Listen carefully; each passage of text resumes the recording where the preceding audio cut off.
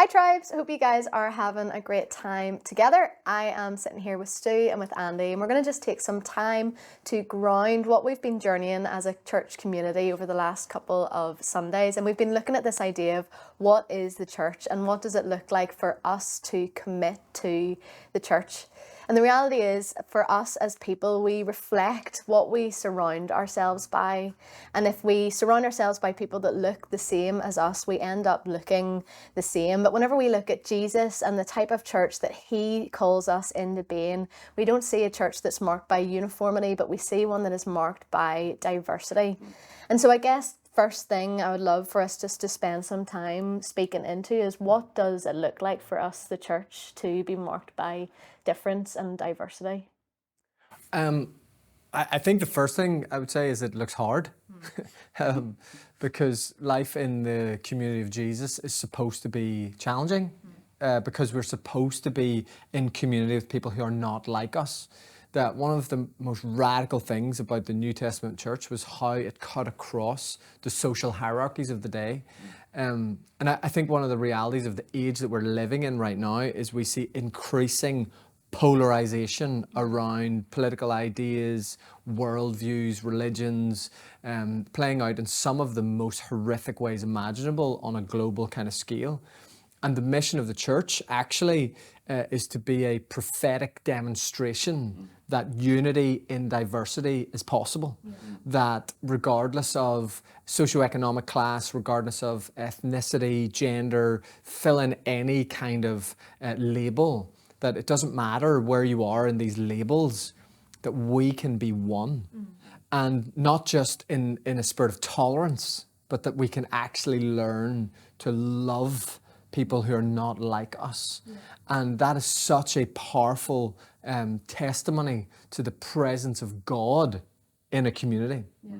There's this funny thing in John 17 where Jesus prays for everyone who is going to one day follow him.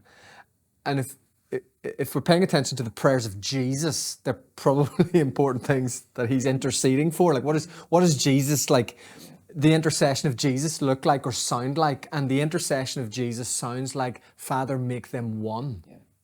If that was easy, it wouldn't need the intercession of Jesus. If that was just going to be a natural extension of, the church is born and they all get on. Jesus's prayer, his longing, his intercession sounds like people who are different would be united. And I think that's such a beautiful thing. But we as the church have to understand that's a hard thing. And so we have to manage our expectations that when it's hard, we're maybe not doing it wrong, we're actually doing it right. Yeah. And a couple of weeks ago, James had just challenged us around commitment over preference. And as you're saying, just that is incredibly difficult to go against what our preference is and commit to one another. Stu, like, what would you speak into that in terms of just to help us with that? It's so difficult because we are formed with our preferences right at the core of who we are as being the most important thing. That is the cross pressures of the world that we're living in, is that we are formed to place our preferences right at the center, and yet the way of Jesus is preferring the other. You taking the attention off ourselves and placing it on other people, and to do that in the ways of love, that is incredibly difficult. Whenever I think about the reality of community life in the life of the church, I oftentimes think of a story that I heard a few years ago.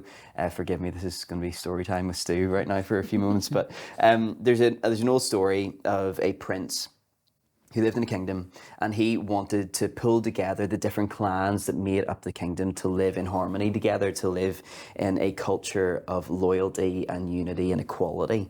And so he called them together to cast this vision, and then he sent them all back to their clans because he wanted them to do something whenever it came to the inauguration ceremony. He wanted the chieftains of the clans to go to each of their wine cellars to pick out their most expensive bottle of wine and to bring it back on the day of inauguration. And there was going to be this big bowl, this big ceremonial vat, and then each of the chieftains would pour out their expensive wine into the vat, and then it would be mixed to form this new blend, this new vintage of wine to mark this new society, and then they would drink it to kind of celebrate the new community that was born. We hear through the story of one of the chieftains going back to his clan and saying, I'm so compelled by this vision, but the reality is I'm not going to be pouring out my wine into this vat. Our wine is so expensive. It took so much work to get there. It's our own unique vintage. I'm not going to pour it out into this blend. I'm not going to do that. And so he comes up with a cunning plan, and he gets a bottle of old wine, he pours it out and he fills it with water, and then he puts a cork in it, and then he puts this beautiful label, and then he goes to the inauguration ceremony, and whenever his time comes, he pours out this water into the vat. The vat is then stirred whenever everybody's done, and to mark this new society, this new community, a cup is shared round, and each of the chieftains is to take a drink. And as the cup reaches each of their lips, they taste the truth that none of them are drinking wine, they're all drinking water, because none of them were willing to pay the cost of community. The reality is that community, it does cost. It means that our sense of uniqueness, our kind of preferring ourselves, it gets put in second place, and actually preferring one another is the most important thing. And ultimately we do this because we are responding to the love of Jesus. In 1 John it says that since he so loved us, so we ought to love one another. And whenever we do live like this, whenever we pay the cost, I do believe at the start it feels difficult. It feels really hard to get going into that way of the world, or the way of living, because the world lives so differently. And yet whenever we do step into this, we get to see that it is the most beautiful and most compelling way to live. Jesus did say that people will know that we are his disciples because of our love for one another, not our great works, not our great preaching or anything like that. It's actually the love that we have for one another demonstrates the reality of the kingdom. And so whenever we get to live in this way, it is profound and it is beautiful. And ultimately, it is where Jesus is leading us. He is leading us towards a day whenever we will truly be one, whenever all tribes, all nations will come together and diversity and unity is celebrated. And so we get the opportunity as the church right now to embody that future in our present. As we cry, God, let your kingdom come, actually community building is really key in that, that we get to live into and demonstrate the reality of the kingdom as we love one another, as we stop focusing on our preferences.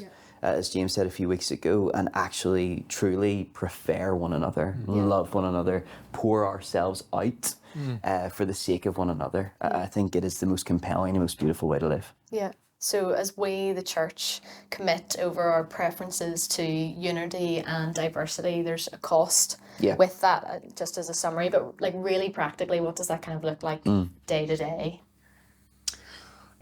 So the first thing I think we want to say is our posture towards community really matters.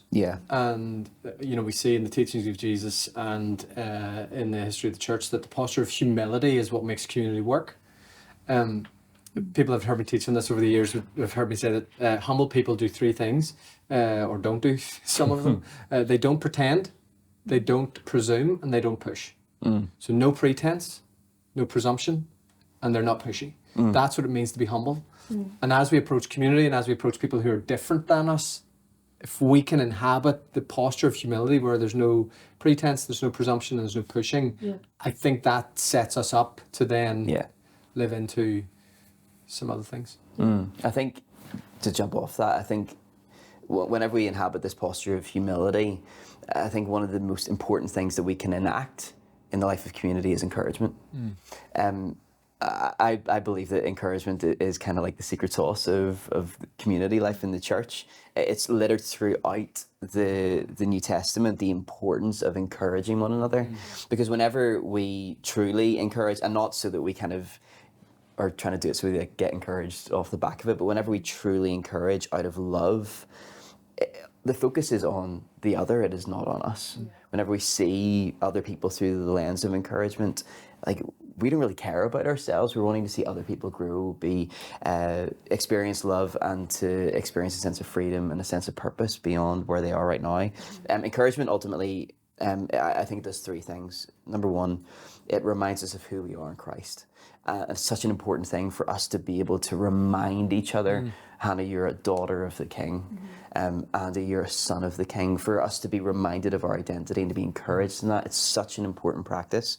The second thing about encouragement, ultimately is that it allows us, in the language of Hebrews 10, to spur one another on to love and to good deeds. All of this stuff is great in theory, right?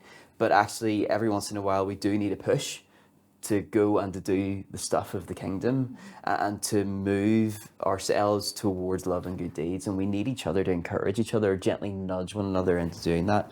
And thirdly, and I think this is really important, whenever we get encouragement, we stop pigeonholing people or caricaturing people, and actually we live with a sense of expectancy of who they are and who they're becoming. And in our age, our tribal age, we just come to each other with this fixed notion of who that person is, what they offer us, what we can get from them, why we're trying to avoid them or disengage from them, all of that. And yet whenever we are living with a sense of encouragement and trying to foster that in our lives, we look at each other with a sense of expectancy of who they could become in Christ, what God has placed in them and what he's inviting them to go and do through his ways. And so I think I would really encourage you as tribes, as you gather together today, to consider the power of encouragement. And two really helpful questions on that. One is, when was the last time you were encouraged? Like what happened to you whenever you were encouraged? What did that do in you? And secondly, what would community look like as you see each other through the eyes of encouragement, as you're able to see each other and release them more into the things of God? And so I'd really, forgive me for saying it, encourage you to consider encouragement and how we can cultivate it, how we can establish an environment of encouragement through our tribes. I think is really important. Great. Hopefully this conversation has been helpful and will lead you guys into even better conversations. So we're going to hand over to your tribe leaders that are going to lead you in some questions, and we will see you guys soon.